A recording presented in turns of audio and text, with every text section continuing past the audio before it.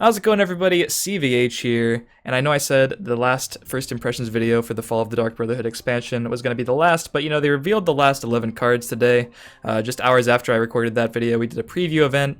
I might post some of the footage for it here as well.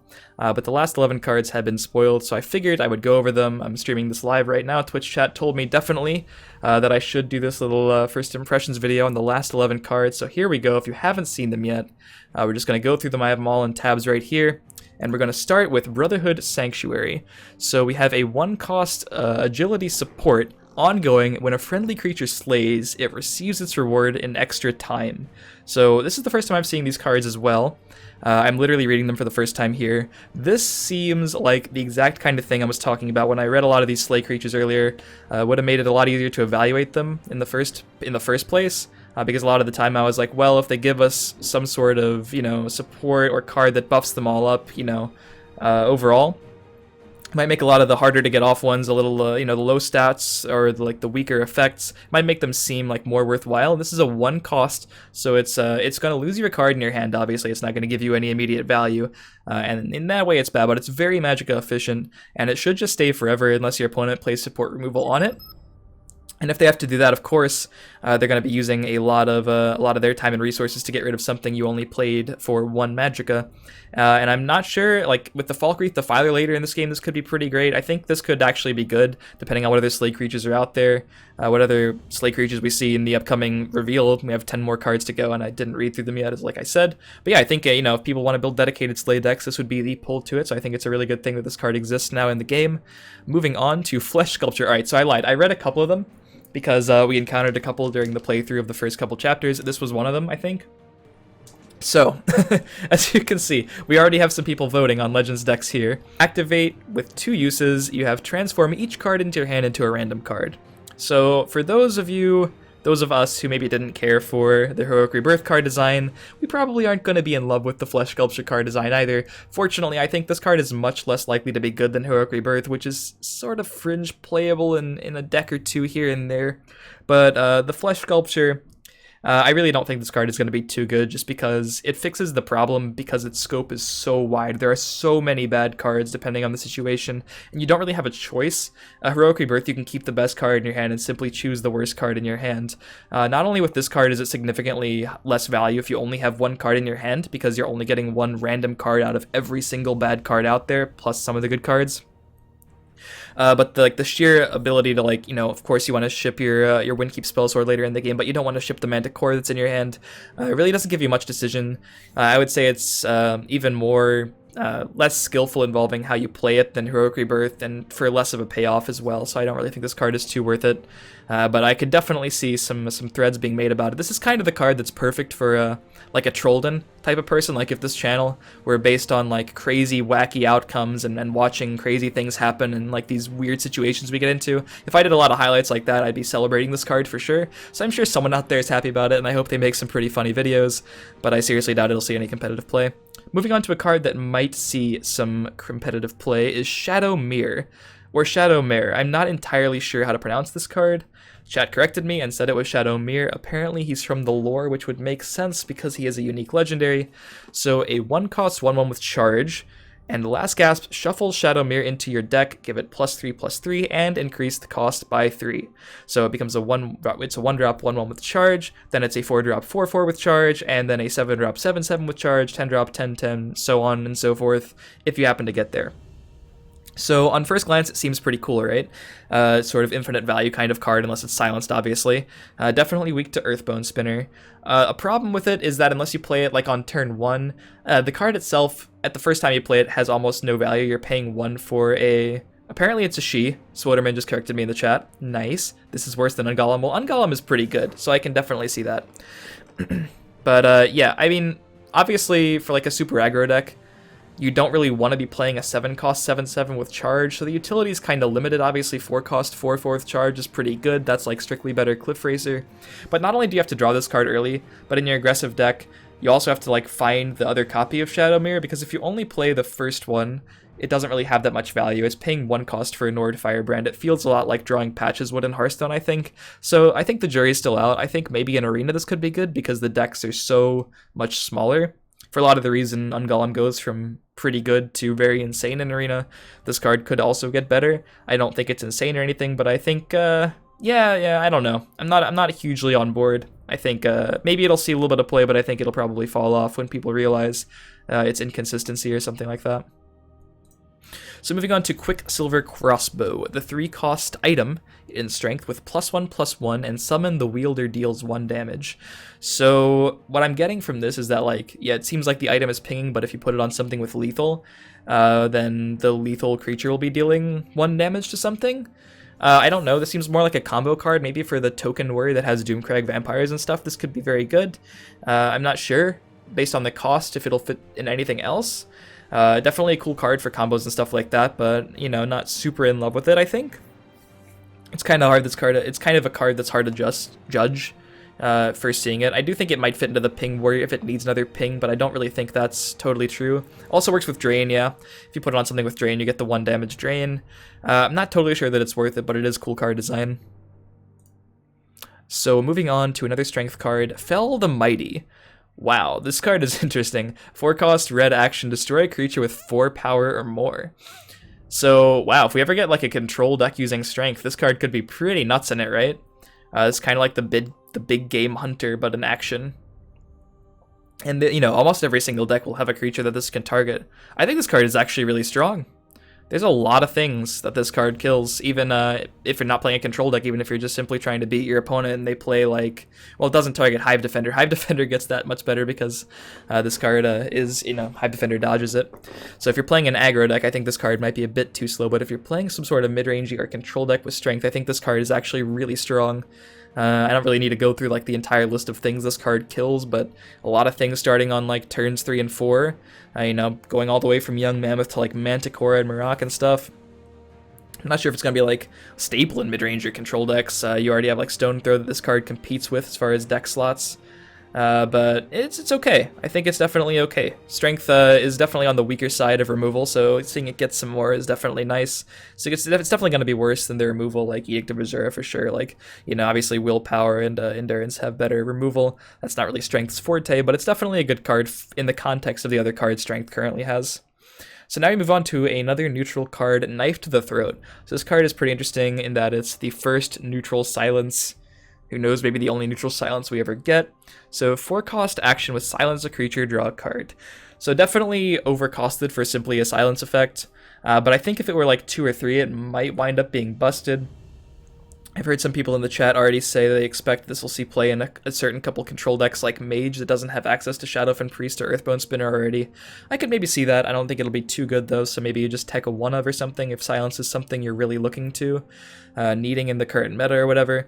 The fact that it draws a card, you know, you get the cycle, so it's kind of saved from ever being completely dead. So in a control deck, I could see it being teched in. You definitely wouldn't want to play this card, I think, in anything that already has access to one of the better silences, mainly Shadowfen Priest and Earthbone Spinner currently. But it's interesting that they're giving us neutral silence. I thought they might just avoid it forever. But yeah, I like the Knife to the Throat. I think it's a balanced version of a neutral silence. It's good that it doesn't have a body, I will say that. So speaking of things that don't have bodies, Chanter of Akatosh, 5-drop, 1/2. And after you play an action, summon a random creature from your deck with the same cost. So like Shades of Summoning Stone from Hearthstone. So I don't think this card would be terribly designed if it were good. I definitely don't think it's good. I should get that out of the way right now because it is a 1/2 for 5, so it dies to almost everything. And typically you'll need to play it even later in the game, or it'll need to survive for a turn to get true value from it. Of course, you could play it on curve with a card like Lesser Ward to try to protect it, and you'll get a 0-cost creature from your deck if you're actually playing it, but the card does seem incredibly expensive for what it does. I do like the card design in general, though. I don't think it would have been unhealthy if it were made to be slightly better, because you can sort of build your own deck to a way that, you know, sort of like people build altar decks by including at least 1 or 2 things on every single Magicka drop. People could build Chanter of Akatosh decks with certain actions in mind, and, you know, certain creatures in their deck to make sure they pull a certain thing every time they play like a 4-cost action or what have you. So I think the card itself is really cool design, but probably the worst card we've looked at so far. So yeah, not sure if it'll ever see any play, but definitely cool card design. I hope they maybe revisit something like that in the future. Knight of the Hour. 5 cost 3/3, Prophecy Guard, summon you gain 3 health. So I'm actually pretty excited about this card. I encountered it in the story, and I was unsure if it was a real card or just something that was in the boss's decks because we did the boss fights and everything. But yeah, I think this card is pretty sweet, and I think this card could definitely see some play in Control Mage decks. A lot of the healing has been nerfed, so it's good that they're replacing some of that, because Pillaging Tribune and Dawnstar Healer are currently the only options available for healing that are really, really good. Dark Harvester's a little overcosted for basically the same card. It's a 2/4 instead of a 3/3, costs 2 more and heals you for only 1 more. So I think this card is probably just better. At least you can play it at a reasonable time from your hand before you actually just straight up die to all the aggro decks. And, being a 3/3, it won't die to execute, so that's good, I guess, too. But yeah, I think Knight of the Hour is pretty good. The healing available currently for yellow, most of it, I think, except for Healing Potion, requires you to at least do some attacking. So if they don't have a board, Pillaging Tribune requires you to break runes. Dawnstar Healer actually just says it requires you to break runes. So I think Knight of the Hour sort of mixes it up a little bit. Gives you another Prophecy without seeming like it's only good because it has Prophecy. I think it's pretty reasonable as a 5 cost otherwise. So yeah, I expect this card to see a good amount of play. Might even become a staple in Control Mage. I don't know. I might be overreaching there, but I do think this card is quite powerful. So moving on. So yeah, I haven't read this at all yet, and it's a lot of reading we have to do here. I had Nez in the chat saying 50 Prophecy cards Mage deck incoming. So I'm just putting that out there in this video because in case that ever happens and becomes like the meta killer, you guys know who to blame. So 10 cost Endurance Gravesinger, 6/6. We've already seen one 10 cost 6/6 in Speaker Tyrannus, so I'm just fingers crossed this is more playable. At the start of your turn, summon the highest cost creature from your discard pile and give it charge. And at the end of the turn, put it on the bottom of your deck. Wow, this card is very hard to analyze. My initial reaction is it's still weak to all the same things. Speaker Tyrannus is weak too. Belligerent Giant, any silence. Removal is not hard. This card gets Manticore. It's 10 cost, Javelin, and it's bad against aggro, obviously, because it's a 10 cost, which doesn't really do much when you play it at all. So yeah, my instinct is that this card is bad, but I like that the payoff seems higher, right? This card is definitely higher payoff than a Speaker Tyrannus if it lives for a turn. Yeah, this card is, it could potentially be pretty nuts, right? If it actually goes off. The issue is if it's ever actually going to go off. A little too slow for Arena 2. I like the card design a lot, though. Excuse me. You think this card is going right into Ramp Scout? See, I don't know about that. Honestly, not entirely sure. Because Ramp Scout has a lot of cards like Blood Magic Lord and Red Brahmin that impact the board immediately. Odaving 2.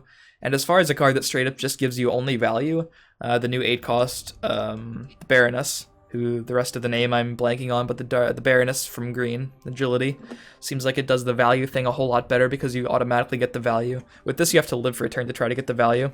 It's stupid strong with Battlecry, which Ramp has a lot of. Yeah, but it's not really an issue for me about how strong the effect is when it goes off, because I think that is just, you can't really dispute that if this card goes off in a late game deck, it's going to be pretty nuts. That's true.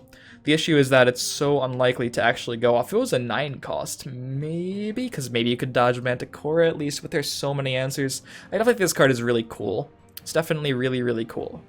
I'm not sure if it's playable. My instinct is to say it's not playable, but it is a very powerful effect, so I definitely think people are going to be trying to make it playable. Definitely a pretty sick card design there. Moving on, we have 2 more. It eats removals. Yeah, but if the removal is more efficient than the card you're playing, it's kind of like the removal is eating it instead of the other way around.